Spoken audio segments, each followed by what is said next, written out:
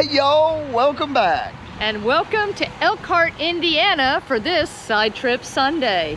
This is going to be a fun one, y'all. We were here a couple years, well, gosh, more than a couple years ago, back in 2014 when we were up in this area.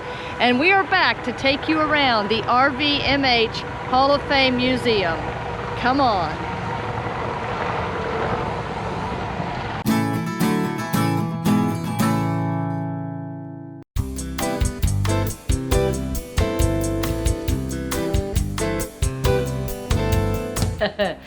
So right off the bat, when you walk in the main exhibit hall here at the museum, you've got what they say is the oldest travel trailer in the world. This is a 1913 Earl travel trailer that's pulled by a Model T Ford.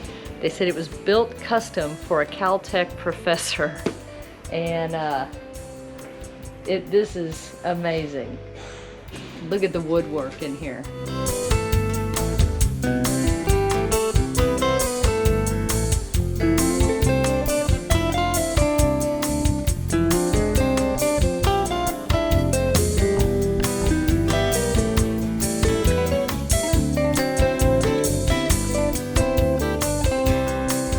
Right next to it, this is a 1916 automobile telescope apartment. They say it sold for $100.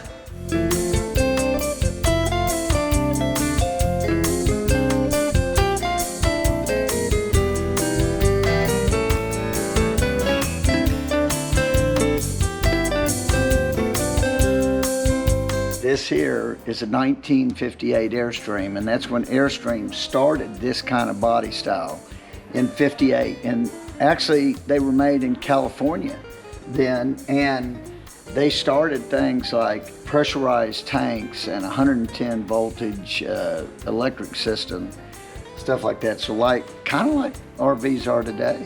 I mean, they started them back in 1958. Also, I want to show you, in 58 was the first prototype for the smallest RV made by Airstream, the Bambi, and this was the smallest one made, and they only made one, called the Little Prince, and it's, yeah, really cool.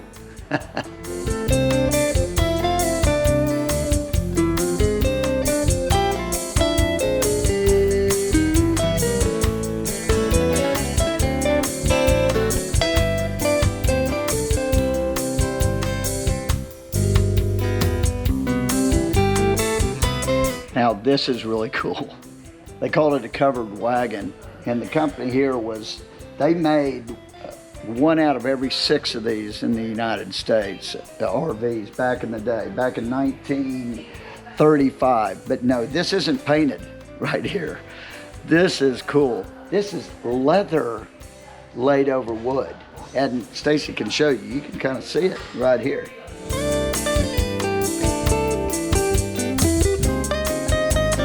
Talk about workmanship back in 1935, and there's another neat thing.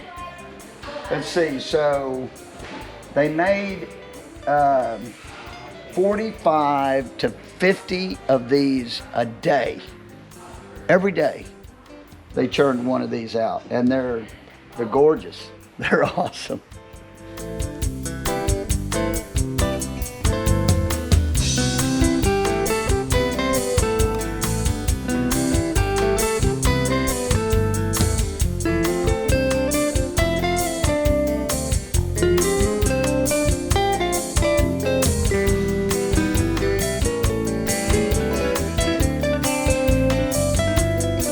So this is a 1922 Zegelmeyer camp trailer, also known back in the day as a camper car.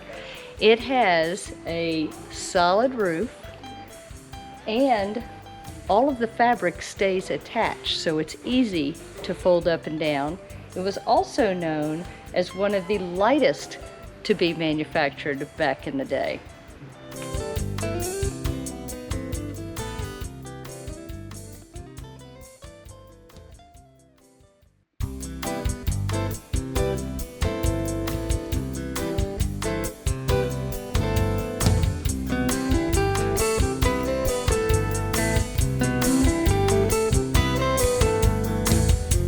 Well, I'm sure you've heard of this company before, Fleetwood.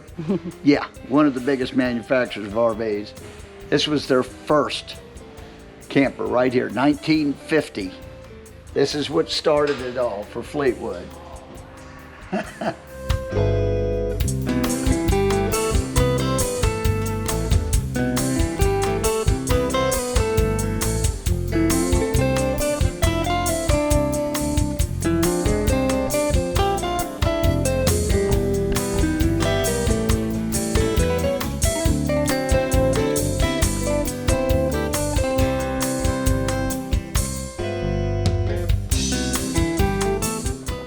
So this explains how Holiday Rambler got its name. This is a 1954 Holiday Rambler that was built by Klingler Products, and this was their most popular model, so they eventually changed the name of the company to Holiday Rambler. Look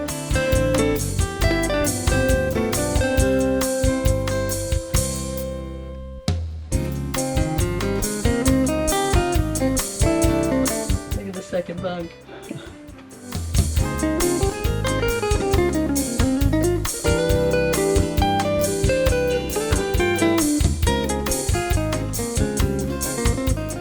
This motorhome changed everything for Class A RVs. This is a Fleetwood Bounder, but this is a prototype in 1985. So what Fleetwood changed was basement storage. Before that, I guess Class A's didn't have basement storage, but my gosh, no basement storage. That'd be crazy. So yeah, in 1987, that's when Class A started having basement storage. I'd say that was a pretty good advancement because I used the heck out of mine.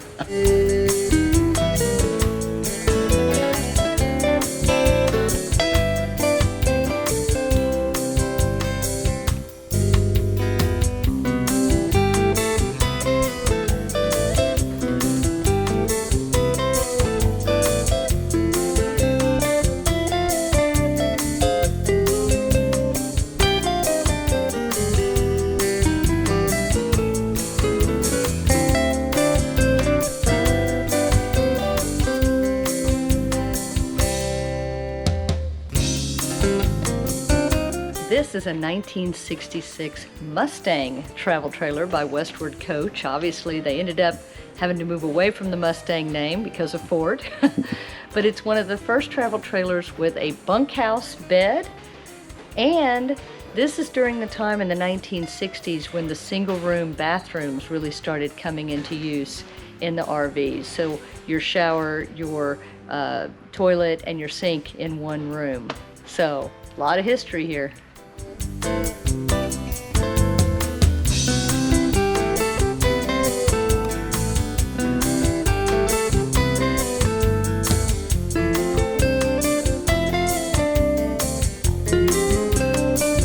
Says bathing and toilet facilities were rare in RVs prior to the 1960s.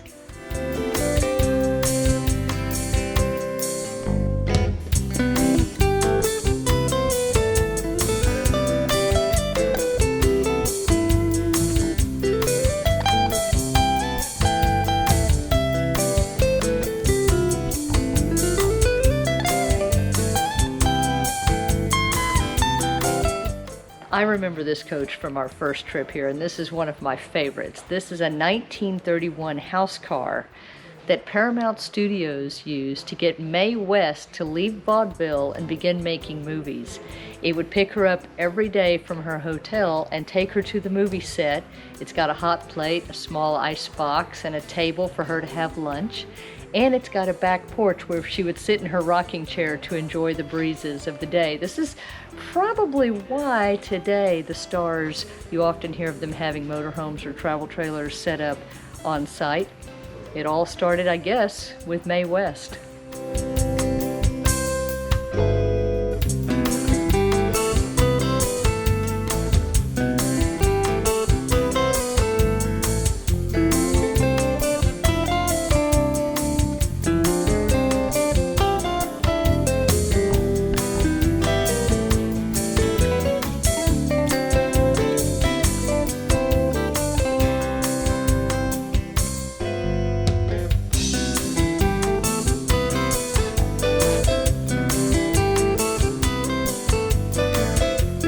you ever wonder how Charles Lindbergh traveled when he wasn't in an airplane?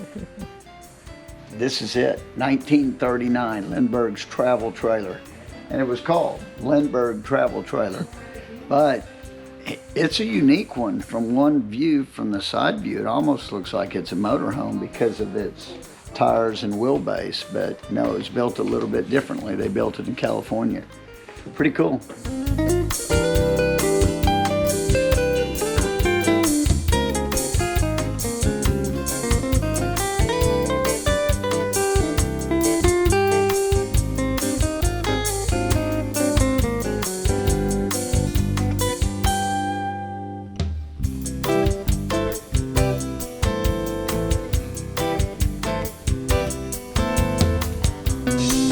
So we said bathrooms in RVs really didn't become a standard thing until the 1960s, but this is a 1928 Pierce Arrow, one of only 3 luxury house cars that they made before the 1929 crash ended their business.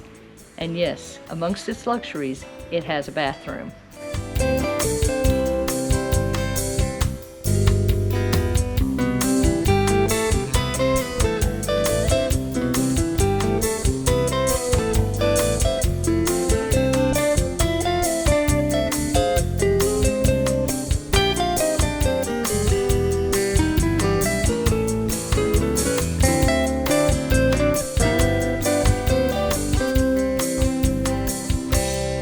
Y'all, this really takes me back to my childhood.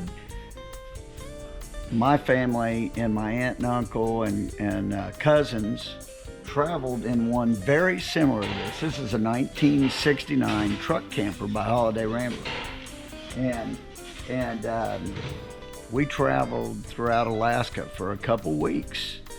If you can imagine, it fits in an 8-foot bed, they said, and it had a 3-foot overhang on the back of the truck. That's about what we were in. And so we had, let me think, we had 4 adults, 3 kids, and 2 dogs, all in this space to tour Alaska, but it was awesome.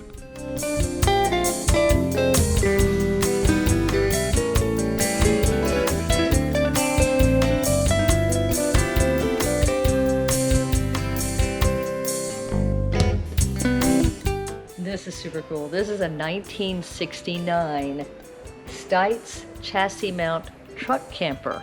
Yes, chassis mount truck camper. This was made in Denver, Colorado by the Stites family, and the truck camper started to get bigger and bigger and bigger, and they couldn't really slide in and out of the truck beds anymore, so they started mounting them to the chassis. This was one of the early versions, and it became the Class C motorhome.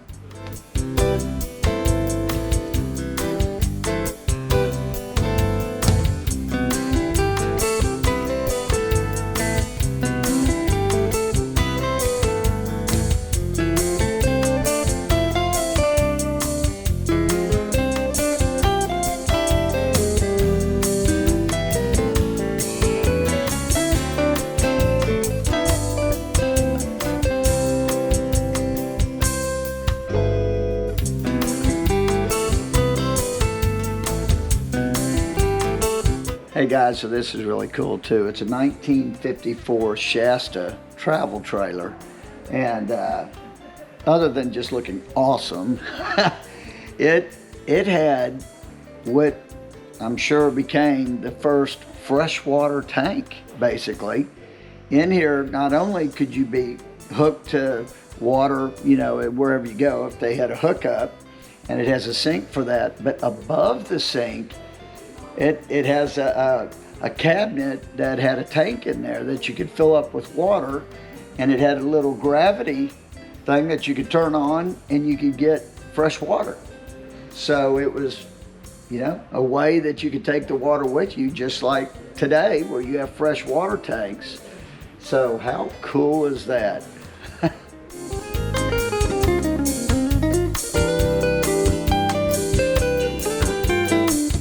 So this brings back family memories for me. So my family, mom, dad, my brothers and I, started traveling in an RV in a pop-up camper, a Coleman Williamsburg, in about 1983. And this is a 1968 Jayco pop-up camper. I can tell you, not much change between 1968 and 1983 because this is very similar to what we had. They say this is the 40th trailer produced by Bontrager as they were starting Jayco.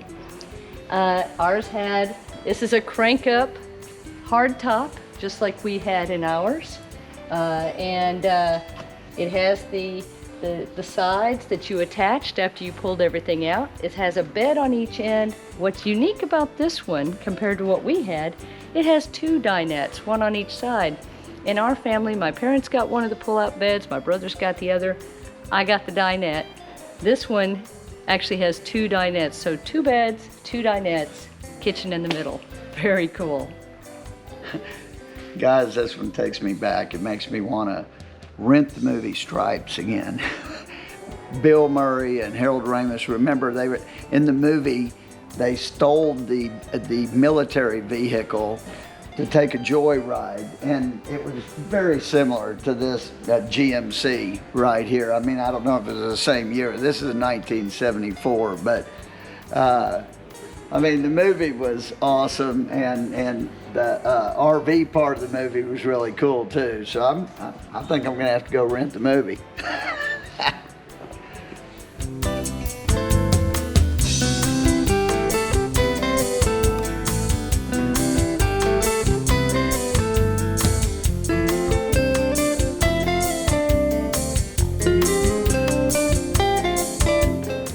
So behind me here is a 1967 19-foot Winnebago Motorhome. It was one of the first motorized RVs to be built by Winnebago in Forest City, Iowa.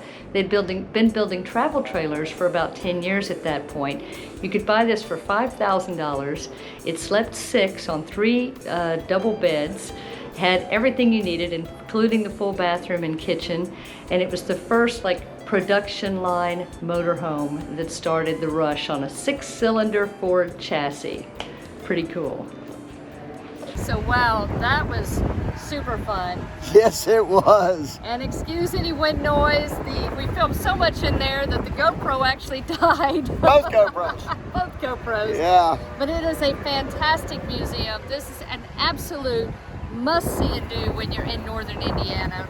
Right here in Elkhart, right off the highway. You can hear the noise probably from the trucks. Yeah, but it's really, really cool. The history of, we just showed a little bit in this video. There's a lot more to see. It's really neat.